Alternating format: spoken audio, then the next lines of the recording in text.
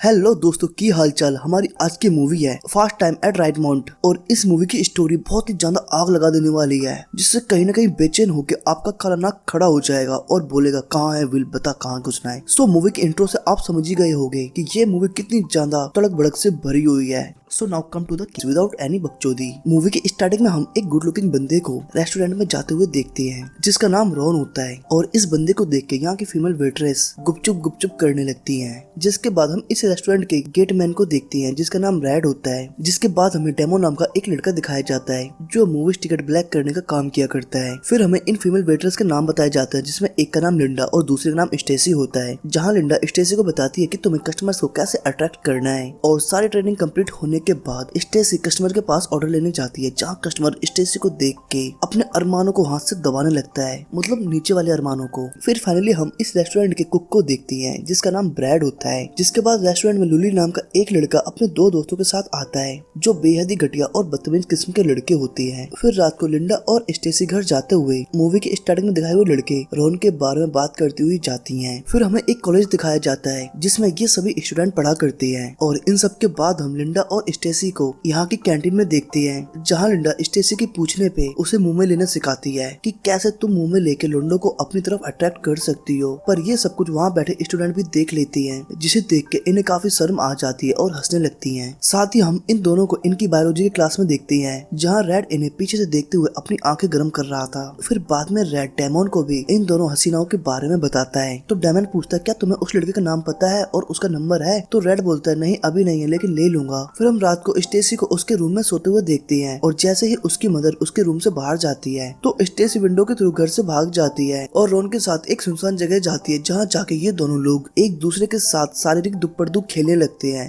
वही डुपचुक करने लगती है। फिर अगली सुबह स्टेसी को अपने घर पे एक बुके रखा हुआ दिखाई देता है, जिसे रोन ने भेजा था। और स्टेसी उस बुके को लेके रेड के पास जाती है और बोलती है प्लीज इसे तुम मेरे पेरेंट्स से छुपा लो। फिर हमें इनकी क्लासरूम दिखाई जाती है, जहाँ वही रेस्टोरेंट वाले बच्चे हमेशा की तरह आज भी बदतमीज बन के ही क्लासरूम में आते हैं। और इन्हें देखकर इनका मास्टर बोलता है तुम्हारा कुछ नहीं हो सकता भूतनी के, और ये बोल के क्लास ओवर कर देता है। फिर नेक्स्ट सीन में डेमन रेड को बंदी सेट करने के कुछ टिप्स एंड ट्रिक्स सिखाता है। और इतना बड़ा ज्ञान मिलने के बाद रेड सीधा स्टेसी के पास जाता है और उससे हिम्मत करके उसका नंबर मांग लेता है। फिर नेक्स्ट सीन में हम ब्रैड को मिरर साफ करते हुए देखते हैं, जिसपे किसी ने बड़ी पुच्ची लिख दिया था। फिर थोड़ी देर बाद एक कस्टमर ब्रैड को कंप्लेन करता है कि तुम्हारा ब्रेकफास्ट कच्चा है और मुझे इसके बदले मेरे पैसे वापस चाहिए। पर ब्रैड उसकी कमी को डिक्लाइन करते हुए उससे बहस करने लगता है कि तभी वहाँ होटल का मैनेजर भी आ जाता है और उसे भी ब्रैड की ही गलती लगती है और वो उसे डांटने लगता है, जिससे नाराज होकर ब्रैड जॉब छोड़ के वहाँ से चला जाता है। और इधर रेड भाई साहब अलग ही अपनी दुनिया में खो रहे थे, मतलब वो स्टेसी को लेकर एक रेस्टोरेंट में आए थे डिनर के लिए, और डिनर के बाद वो स्टेसी को उसके घर छोड़ देती है। पर ना जाने क्यों स्टेसी रेड को अपने घर के अंदर ले जाती है, जहाँ स्टेसी रेड से अपनी ड्रेस की जिप ओपन करवाती है और अपने रूम में जाकर ड्रेस चेंज कर लेती है। और ऐसे ही बात करते हुए ये दोनों लोग थोड़ी देर बाद चुंबन प्रक्रिया आरंभ करते हुए शारीरिक आनंद के अनुभव को प्राप्त करते हैं, यानी वही हाई लेवल डुपचुक करते हैं। पर रेड इस प्रक्रिया में अंत तक पहुंच पाता उससे पहले उसे याद आता है कि वो अपनी सिस्टर की गाड़ी उसे बिना बताए लाया था, इसलिए उसे यहाँ से भागना पड़ता है। और घर आके रेड वॉशरूम में जाके स्टेसी के नाम की माला जपते हुए अपने हाथ से अपने खड़े हुए एंटीना को शांत करता है। पर एंटीना हिलाने के दौरान गलती से उसकी बहन भी उसी वॉशरूम में आ जाती है, जो रेड को एंटीना हिलाते हुए देख लेती है। फिर नेक्स्ट सीन में हमें इनकी क्लासरूम दिखाई जाती है, जहाँ इस बार इनकी क्लास का कोई स्टूडेंट नहीं बल्कि एक पिज्जा डिलीवरी बॉय आया था, और ये पिज्जा उन्हीं बदमाश लड़कों ने ऑर्डर किया था। पर वो लड़के अभी क्लासरूम में नहीं होते और इसलिए इनका टीचर वो पिज्जा पूरी क्लास में बांट देता है और एक स्लाइस खुद भी खा लेता है। फिर क्लास के बाद हमें स्टेसी डेमन के साथ दिखाई देती है। मतलब भाई देख रहे हो ना, स्टेसी अकेली कितनी बड़ी खिलाड़ी है। पहले रॉन, फिर रेड और अब डेमन।